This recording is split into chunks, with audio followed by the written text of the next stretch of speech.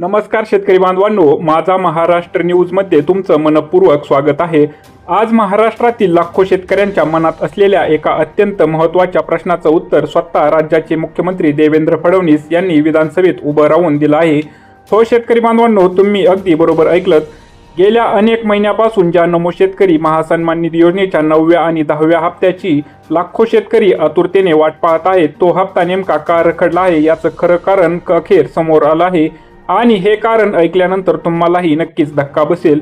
शेतकरी बांधवांनो, तुम्हालाही माहीत आहे की शेतीचा वाढता खर्च लक्षात घेऊन केंद्र सरकारने पीएम किसान सन्मान निधी योजना सुरू केली। त्याच धर्तीवर महाराष्ट्र सरकारने नमो शेतकरी महासन्मान निधी योजना सुरू केली। या योजनेचे आतापर्यंत 8 हप्ते शेतकऱ्यांच्या खात्यात यशस्वीरित्या जमा झाले आहेत। नियमाप्रमाणे आतापर्यंत 9वा आणि 10वा हप्ता देखील शेतकऱ्यांच्या खात्यात जमा होणं अपेक्षित होतं, मात्र दुर्दैवाने हे दोन्ही हप्ते अद्यापही रखडलेले आहेत। आता या रखडलेल्या हप्त्याचं नेमकं कारण काय आहे? कर्जमाफीच्या घोषणेचा आणि या रखडलेल्या हप्त्याचा काय संबंध आहे? मुख्यमंत्री देवेंद्र फडणवीस यांनी विधानसभेत नेमकं काय सांगितलं? आणि सर्वात महत्त्वाचं म्हणजे नमो शेतकरी योजनेचे पैसे शेतकऱ्यांच्या खात्यात नेमके कधी जमा होणार? या सर्व प्रश्नांची सविस्तर माहिती आपण आजच्या व्हिडिओमध्ये जाणून घेणार आहोत, त्यामुळे हा व्हिडिओ शेवटपर्यंत नक्की पहा। मात्र त्याआधी जर तुम्ही माझा महाराष्ट्र न्यूज या यूट्यूब चॅनलवरती नवीन असाल तर अशाच अधिकृत, खात्रीशीर आणि महत्त्वाच्या बातम्यासाठी आत्ताच चॅनलला सबस्क्राईब करा आणि बाजूचं बेल आयकॉन दाबून ऑल नोटिफिकेशन सुरू करा। शेतकरी बांधवांनो, आधी एक गोष्ट समजून घेऊया। या योजनेचा उद्देश शेतकऱ्यांना आर्थिक मदत वेळेवर मिळावी हा असला तरी प्रत्यक्षात परिस्थिती काहीशी वेगळी दिसत आहे। केंद्र सरकारच्या पीएम किसान योजनेचे हप्ते बहुतांश वेळा वेळेवर शेतकऱ्यांच्या खात्यात जमा होतात, मात्र राज्य सरकारच्या नमो शेतकरी महासन्मान निधी योजनेचे हप्ते वारंवार उशिरा मिळत आहेत। आणि आता यामागचं खरं कारण विधानसभेतून समोर आलं आहे। तुम्ही काल विधानसभेतील कामकाज पाहिलं असेल। काल मुख्यमंत्री देवेंद्र फडणवीस यांनी 2019च्या शेतकरी कर्जमाफीमध्ये मोठे बदल जाहीर केले। यापूर्वी काही शेतकऱ्यांना फक्त 50,000 रुपयांचं प्रोत्साहनपर अनुदान मिळत होतं, मात्र आता हा लाभ वाढवून थेट 2 लाख रुपयापर्यंत देण्याची घोषणा करण्यात आली। तसंच नियमित कर्जफेड करणाऱ्या शेतकऱ्यांना लाभ मिळण्यासाठी असलेली 2026-27 पर्यंतची कर्जफेड करण्याची अट देखील हटवण्यात आली आहे। या निर्णयामुळे राज्यातील लाखो शेतकऱ्यांना मोठा दिलासा मिळाला आहे।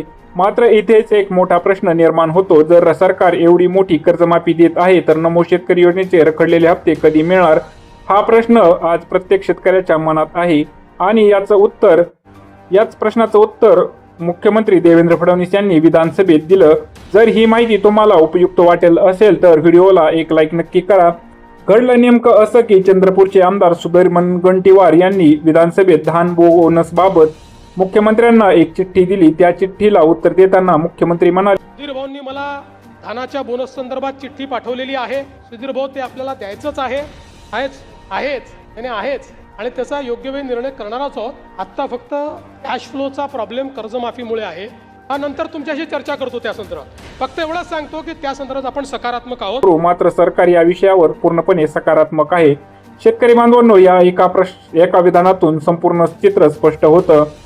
मुख्यमंत्र्यांनी स्वतः मान्य केलं आहे की कर्जमाफीमुळे राज्याच्या तिजोरीवर मोठा आर्थिक ताण आला असून कॅश फ्लोचा प्रश्न निर्माण झाला आहे।